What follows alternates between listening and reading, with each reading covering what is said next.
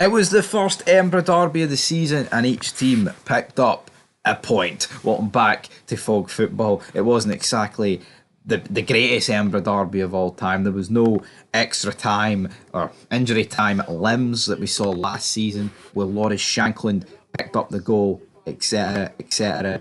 But here, definitely think that Hearts will be coming out of that game the happier team after snatching a late draw. I'm seeing a lot of the pundits tending to agree with me on that. But in terms of the actual match, well, you've got to begin at the beginning, don't you? Because that is exactly what you do. I mean, in terms of the lineups that were picked for this game, I mean, Hearts are pretty much going with a pretty similar team to the one that started against Obnoya midweek. As for Hibs, I mean, you had Martin Boyle, you've got Dwight Gale, Hoylett, Ellie Yuhan. I mean, you've got Kwon in there. You get Trantis next team. I mean, Hibs have got a decent team. There's really no excuse for them how poor they've been doing. As for Hearts, I mean, Hearts obviously got a better team than Hibs and shouldn't be down there, but they've just brought a new manager in, and yeah, he's beat St Mirren 4-0. He kept the 100% winning record in Europe going in the league stages, and he's went to Easter Road and picked up a point when he was under the cosh, when you can look at the end of it. But let's talk about Dwight Gale. Obviously, he's played it in the Premier League. He scored goals there. He scored in the Championship. It's just one of those moves that has happened like 6 years too late. But the reality is, 6 years ago, I don't think this guy would come to Scottish football. I think 6 years ago, the only clubs that he's coming to in Scottish football is Celtic and Rangers. We're talking about a Hibs team that are mid-table at best. They're nowhere near the top of the table, or what Hearts and Aberdeen can achieve. They're just nowhere near that. I mean, he missed a few chances. He missed a pretty easy header that might have been offside if it actually went in, but he heads it straight at Craig Gordon. We've seen Hearts have a counter-attack. Lawrence Shankland running with Fargas and Splittle. I mean, all he's got to do is find one of them, but when Hibs give the guy 1 or 2 yards extra than what they really should do, he's obviously going to have a shot. Again, it was straight at Bursick, but I mean, decent nonetheless for Shankland. We've seen a few other opportunities for Hearts in that first half. Up Fargas was good. For Cammy Devlin and Botting.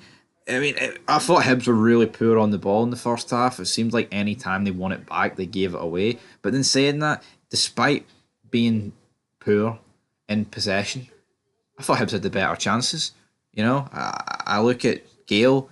He had a bunch of chances to himself. Ellie Yuhan I thought was pretty decent as well. And as for Hearts, well, I mean, they didn't.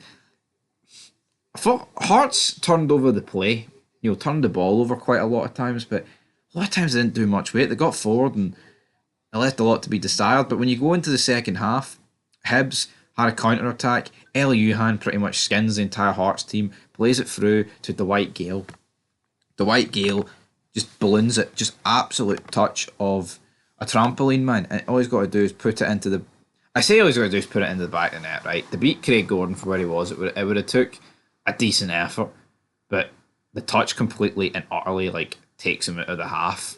It's just pathetic. And then straight after this, that's when we saw Hibs make a few substitutions. They brought on Mariah Welsh and Kurovic on the 61st minute, and here you could say this changed the game, because not long after it, Hibs made it 1-0. So essentially, what happens is Hibs get a corner. It's headed down for was it Ikapita? Can't necessarily recall, but then it's headed back across. It manages to fall to Kurovic. He heads it. Well, no, the guy heads it before him. Craig Gordon saves it, right? I think Gordon sees it late. You could argue it's pretty good for Gordon, the fact that he's actually saved it onto the bar, but at the same time, it's like, I think he should have been dealing with it. Hands it onto the bar. It then falls to Kurovic, who's about 2 yards out. If he misses this, you've got to seriously question what is going on at this stage of the game. But yeah, that flies into the back net. We then saw Hearts. They made a few changes. We've seen Wilson come on, Barry Mackay come on. A bit before this, Grant and Forrest came on.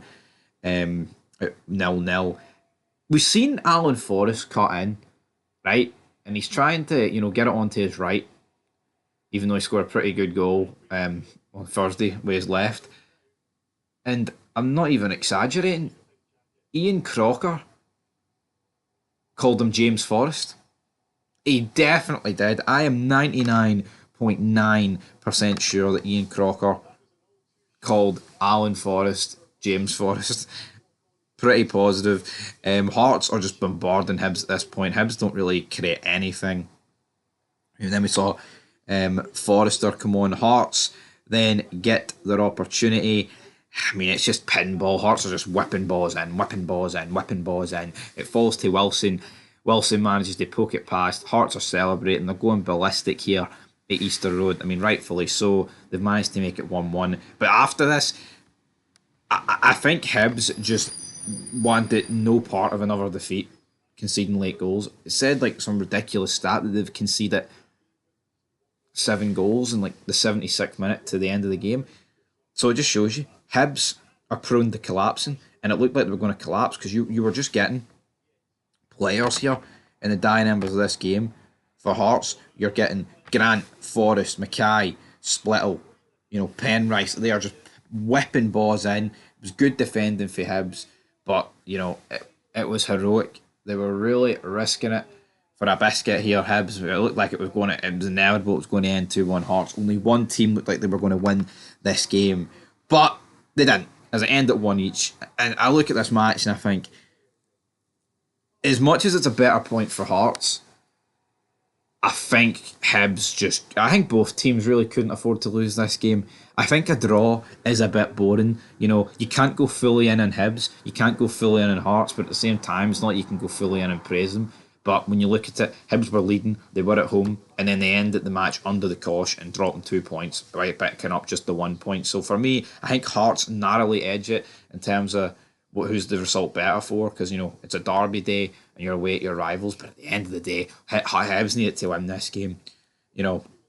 Hearts obviously still sit above Hibs. Now, if we look at the league table, of course we do have a bunch of games at 3.